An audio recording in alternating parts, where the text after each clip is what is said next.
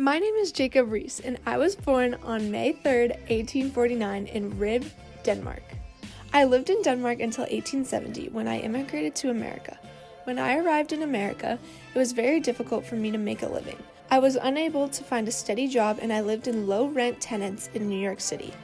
I worked as a carpenter and took various other odd jobs. The jobs I had gave me an up-close look at the harsh conditions of the slums in New York City.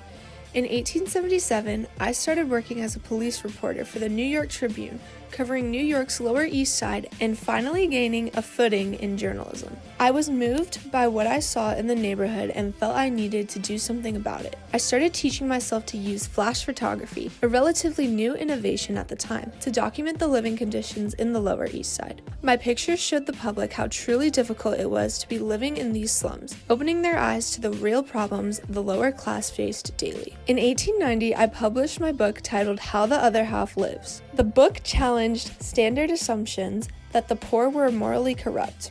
I argued that social conditions held people back, condemning many hardworking people to lives of grinding poverty. My book inspired Police Commissioner Theodore Roosevelt to improve life in the city. Together, Roosevelt and I walked around New York City, and I showed him the deplorable conditions in which so many people lived. Roosevelt was moved to close the worst of the city's police lodging houses and demanded that city officials pass the first significant legislation to improve the state of affairs in immigrant neighborhoods.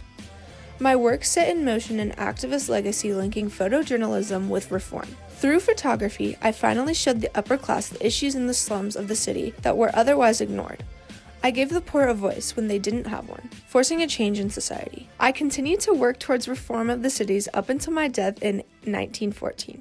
I am very proud of the life I lived and honored that I could change the lives of so many people for the better.